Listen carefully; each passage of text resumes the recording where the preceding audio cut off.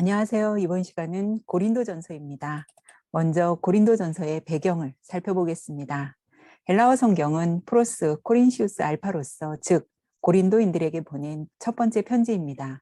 기록 시기는 AD 55년경으로 바울이 3차 선교여행 중 에베소에서 사역할 때입니다. 고린도전서의 저자에 대해 살펴보겠습니다. 본서의 저자는 사도 바울입니다. 초대교회의 여러 교부들이 이 서신의 저자가 사도 바울임을 증거했으며 특히 로마의 클레멘트는 본 서신을 복스러운 사도 바울의 서신이라고 불렀고 이레니우스, 알렉산드리아의 클레멘트, 터툴리안 등은 본 서신을 많이 인용하였습니다. 고린도 전서의 기록 목적에 대해 살펴보겠습니다.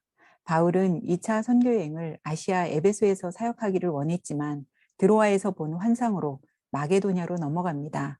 마게도냐를 거쳐 빌립보, 데살로니가, 베레아, 아덴으로 갑니다. 아덴에서 사람들이 알지 못하는 신에게라고 새긴 제단에 절을 하는 모습을 본 바울의 마음에 격분이 일어납니다. 그래서 바울은 그곳에 있는 사람들에게 복음을 전하고 논쟁을 벌이다가 결국 고린도로 쫓겨납니다. 고린도에 와서 브리스길라와 아굴라를 만나 함께 천막 만드는 일을 하고 바울이 복음을 전하면서 고린도 교회가 세워집니다. 바울은 고린도 교회를 개척하고 1년 6개월 동안 사역한 후 2차 선교여행을 마무리합니다. 그리고 3차 선교여행은 에베소에서 본격적인 사역을 시작합니다. 에베소에서 사역하고 있는 바울의 귀에 고린도 교회에 대한 가슴 아픈 소식들이 들려오기 시작합니다. 그래서 사람들이 그 문제에 대한 답을 얻고자 바울을 직접 찾아오기도 하고 편지를 보내기도 했습니다. 이에 대해 바울은 그들이 질문한 것에 대한 답변으로서 펜을 든 것입니다. 먼저 바울과 고린도 교회 사이에 오간 서신의 왕래를 살펴보겠습니다.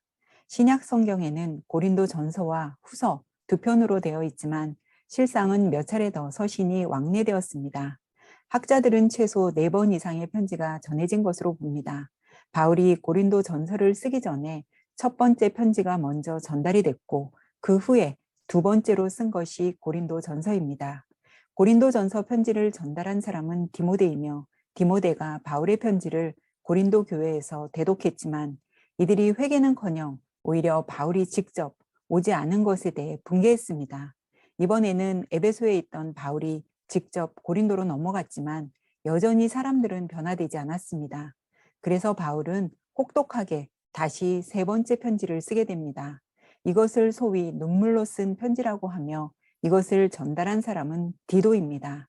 바울의 세 번째 편지를 받고서야 고린도 교회 성도들이 진심으로 회개하고 뉘우치자 바울이 네 번째로 쓴 위로의 편지가 고린도 후서입니다.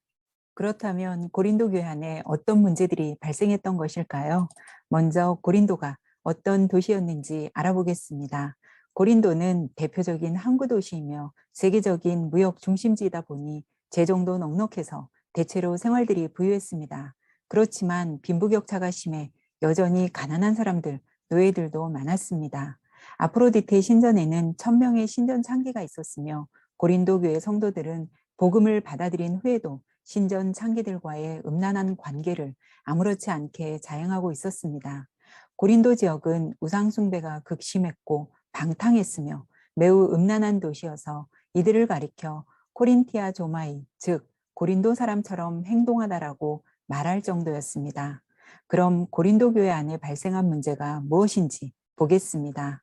첫째는 바울파, 아볼로파, 게바파, 그리스도파 4개의 분파로 나뉘어진 교회 내부의 분쟁 문제.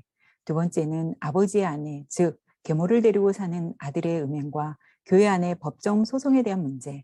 세 번째는 결혼과 이혼, 재혼, 독신, 성윤리에 대한 문제. 네 번째는 우상에게 바친 제물, 즉 고기를 먹느냐 마느냐에 관한 문제. 다섯 번째는 여자들이 예배 시에 머리에 수건을 써야 하는 문제. 여섯 번째는 먼저 온 사람들이 성만찬에 참여하면서 나중에 온 사람들이 만찬에 참여하지 못해 여전히 교회 안에서도 소외되고 굶주려야 하는 문제. 일곱 번째는 성령의 은사 문제.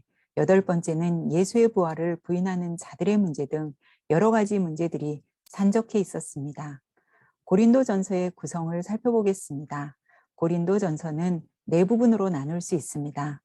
고린도전서 1장부터 4장은 교회 내의 분쟁, 5장부터 6장은 교회 안의 음행과 법정 소송, 7장부터 15장은 교회 안에 생긴 다양한 문제, 16장은 예루살렘 교회를 위한 헌금 부탁과 인사입니다. 고린도전서의 핵심어는 회개와 연합입니다. 바울은 사랑하는 마음과 단호한 태도로 회개하고 죄악에서 벗어나 바른 삶을 살라고 고린도 교회 성도들을 권면합니다. 또한 예수 그리스도 안에서 하나가 되는 일이 가장 중요한 일임을 강조합니다. 고린도전서의 특징을 살펴보겠습니다. 고린도전서와 후서를 합치면 바울이 쓴 13권의 서신서 중에서 가장 긴 내용입니다. 고린도전서는 로마서와 갈라디아서처럼 사도 바울의 교리서신도 아니고 디모데전서나 디모데후서, 디도서처럼 목회의 지침을 가르치는 서신도 아닙니다. 고린도전서는 교인들의 생활 지침서라고 부를 수 있습니다. 고린도 교회는 소그룹 모임 장소를 제공할 수 있는 몇몇 유력한 성도들의 후원에 의해 유지되었던 일종의 가정교회 연합체였습니다. 바울은 고대 그리스의 자유 시민의 정치적 지폐인 에클레시아를 교회로 표현하며 본서에는 교회라는 단어가 22번 나옵니다.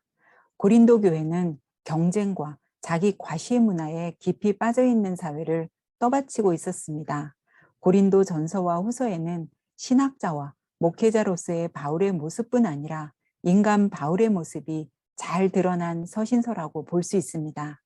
고린도 전서에서 바울은 고린도 교회가 갖고 있는 다양한 윤리적 이슈들을 기독론, 구원론, 교회론이라는 신학적 렌즈를 통해 정교하게 다루고 있음을 엿볼 수 있습니다. 고린도전서 안에는 대조, 반복, 비유 같은 수사적 기법을 광범위하게 사용합니다. 또한 진리와 오류, 도덕적인 선과 악 사이에 극명한 대조를 사용합니다. 바울은 고린도 교회의 문제를 철저히 신학적으로 접근하며 실천적인 면에서는 목양적 태도를 견제합니다. 바울은 자신의 사도직에 대한 정통성을 변호합니다. 자신이 복음을 전하는 것에 대해 자랑하지 않는 것은 이것이 당연히 할 일이기 때문이며 오히려 복음을 전하지 않으면 화가 있을 것을 강조합니다. 12장은 은사를 소개하는 장입니다. 현란한 언변과 지식을 강조하는 고린도의 문화적 영향으로 고린도 교회는 방언과 같은 특이한 말을 하는 것을 진정한 성도의 기준으로 오해했고 자신들이 받은 방언과 예언 등의 은사를 잘못 사용하였습니다. 은사의 주도권은 오직 하나님께만 있으며 은사는 하나님께서 공동체의 유익과 개인의 유익을 위해 주신 하나님의 선물이고 은혜임을 바울은 강조합니다. 성령의 9가지 은사는 지혜의 말씀, 지식의 말씀, 믿음, 병 고치는 은사, 능력 행함, 예언함, 영들 분별함, 각종 방언 말함, 방언들 통역함입니다. 13장은 사랑을 찬미하는 사랑의 찬가입니다. 바울은 어떠한 은사나 지혜보다 가장 중요한 것은 사랑이라고 하며 사랑의 속성을 규명합니다. 사랑은 오래 참고 온유하고 시기하지 아니하고 무례히 행치 아니하고 자기의 유익을 구하지 아니하고 불의를 기뻐하지 말고 진리와 함께 기뻐하라고 합니다. 믿음, 소망, 사랑 이 3가지 중에서 제일은 사랑이므로 교회 안의 여러 가지 문제를 사랑으로 해결하면 결국 사랑은 덕을 세운다고 전합니다. 14장은 방언과 예언에 대한 말씀입니다. 이 두 은사를 교회에서 사용할 때 정해진 질서에 따라 공동체의 유익을 위해 사용해야 한다고 바울은 주장합니다. 지혜에는 아이가 되지 말고 악에는 어린아이가 되라고 하며 모든 것을 품위 있게 하고 질서 있게 하라고 권면합니다. 15장은 부활장입니다. 고린도 교회 교인들 중에는 그리스의 영육 이원론에 빠져 있어 예수를 믿고 영적으로 이미 구원을 받았으므로 종말의 육체의 부활에 대한 중요성을 깨닫지 못했고 필요치 않다고 생각했습니다. 이에 바울은 그리스도의 부활과 부활의 확실성을 증언하고자 구약 성경과 부활을 목격한 자들을 베드로부터 나열합니다. 바울은 만일 예수님께서 부활하지 않았다면 자신이 전하는 복음도 헛것이고 예수님을 믿는 믿음도 헛것이라고 단언합니다. 부활은 기독교 신앙의 핵심이고 모든 믿는 성도의 소망입니다. 예루살렘 교회를 위해 바울은 고린도 교회 성도들에게 헌금을 모아두라고 부탁합니다. 또한 고린도 교회에서 사역하다 지쳐서 돌아온 아볼로에게 바울이 여러 차례 고린도 교회로 다시 돌아갈 것을 권면했지만 아직은 고린도 교회로 돌아갈 마음이 없다는 아볼로의 뜻도 전합니다. 그리고 바울은 너희가 하는 모든 일을 사랑으로 하라고 권면하며 고린도전서는 끝을 맺습니다.